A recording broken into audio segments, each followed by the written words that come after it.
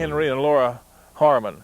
And I know that they got married on October the 6th of 1920, and I know they had a horrendous time going to Idaho from Salt Lake. They didn't have any vehicle of their own in those days. They caught a ride with some other people from Malta, an old car, and there were no roads to speak of, and what roads were dirt and gravel, and I remember it took them over 2 days to go the 160 miles or so from Salt Lake City to Malta, Idaho. And they had a rough time in the mud and the dust. And when they got there, J. Henry moved his bride into a little old chicken coop type. That's what I've heard all my life.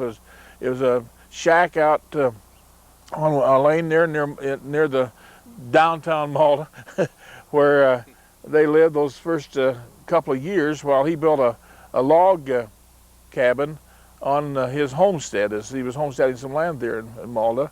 And they moved into that homestead, and that's where Janie was born in 1921.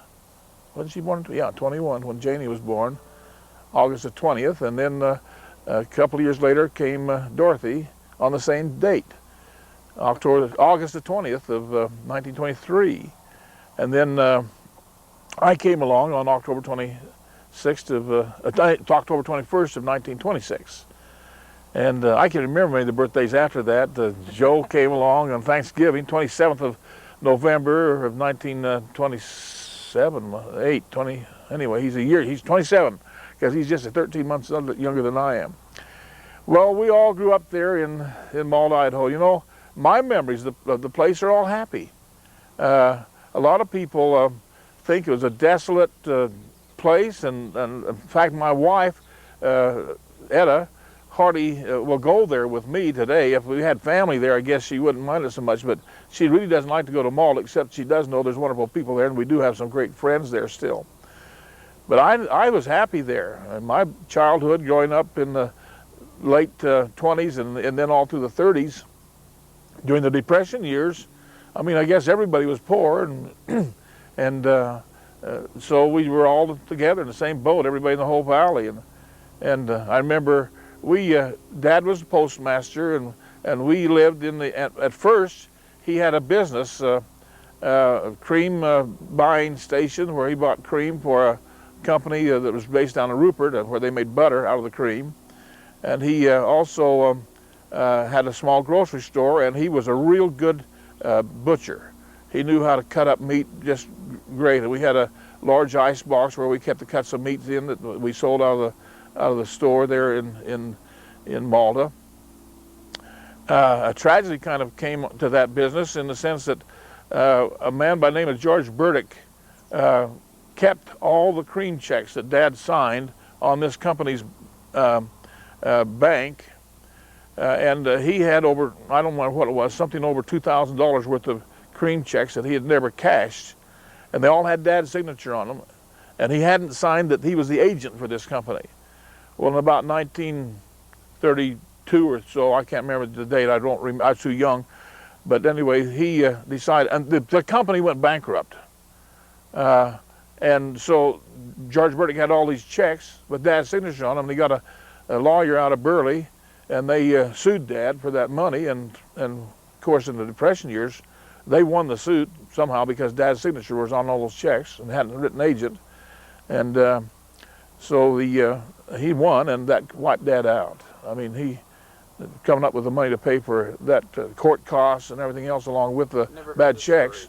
You never heard it? Never heard this story. Oh, wow. No one said this. Anyway, it really wiped Dad out, and that was in the early 1930s.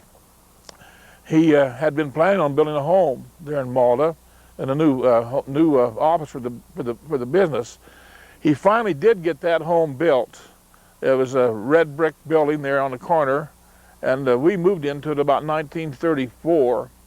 And my youngest brother, Sam, was born. The only one of us born in that red brick house was Sam, and that was when they finally got that put together, and I think it was about 1934 when we moved into that house. Well, that was, I remember coming home from primary, and Grandmother Thompson met us at the door and said that they just dug Sam up from under a bush somewhere. That's the kind of story they used to tell us about how kids came into this world. Doc Sater was there, and I remember they had the kitchen stove all warmed up, and were keeping Sam in the oven of that stove. It wasn't too hot. That was where they were kind of incubating him, keeping him warm. And I should mention this: my grandmother, Jane B. Thompson, was a midwife. I mean, she had helped delivered, I guess, dozens upon dozens of babies in the valley there around Malden, and also in Alma when they lived up there. So she was very experienced in that. And a lot of women, the old timers there around Malden, Alma, give her the credit for bringing their babies into the world. So that's just a little aside there. But anyway, Dad did lose that lawsuit in the early 1930s, which was a terrible blow to him. But my dad is quite a man. He weathered that all right, and I never heard him ever say a bitter word. Mother often was vocal about it, but Dad, I never ever heard him ever say a bitter thing about that experience. Anyway, so we grew up there in Malden in the 30s. There's a bunch of us there that lived around close into town, and I just had a grand time. I mean, summer times were just a lark. We had a little creek that run down through called Kaja Creek down through the valley, and we'd go swimming in that 2 or 3 times a day or more, or we'd and there's willows all up and down there, and lots of birds' nests to get into, and lots of squirrels. The farmers around there used to pay us 2 cents a tail for dead squirrels. So we drowned squirrels out of their holes, these ground squirrels and gophers, and we'd cut their tails off and take them to the farmer and make some money. We also got money for magpies. That's anytime we kill a magpie, we'd this sounds gruesome, I know, but we'd wring its neck and take the head in to the farmer, and the farmer would give us 2 cents a head for magpie heads too. So and you know, we go buy a lot of candy for 2 or 3 cents in those days in the 1930s. A whole gallon of milk, for instance, cost a nickel in 1930 there in Malta. And so we never, all through those years, though, we were in a poor community and we didn't have much money. I never went hungry. Well, you can tell that just looking at me now. And we always had clothes. Our clothes sometimes came as hand-me-downs from neighbors. Across the street was a store, Sanders Mercantile, and Orson Sanders, who was our bishop when I was a young person in those 1930s, he had a son, Ross Sanders, and I used to get all of Ross's clothes. Mother would remake them. She was quite a seamstress, Mother was. She could take anything and sew it. And if she didn't have anything else, she used paper and make you some clothes. But those were, I have some memories about the 1930s that are very touching to me. For instance, I remember my father. He had built the post office building there in Malta, the red brick building. We lived in the back end and had the post office and his little business, what he had left of it, in the front end of the building. And I remember him going in there at night and taking out his shoes. He somehow bought a shoe last, and he put his shoes on there, and he put cardboard every night. I've seen him wear the same pair of shoes, I know, for at least 7 years, and to wear it every day. The only way he could keep them on was continually half-soling them and using cardboard inner soles.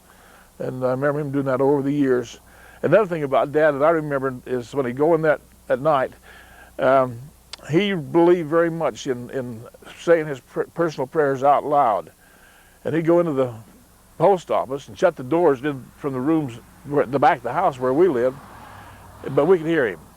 Because he prayed in there, and he'd pray and pray and pray, and that was always a comfort to me to hear my dad. In my mind's eye and my mind's ear, or whatever you call it, I can hear him praying right now. We would never know what he was saying because it was too muffled, but we could hear him praying in the other room. So that's the kind of a heritage we had, a father who never complained about mishaps or things that went bad in his life.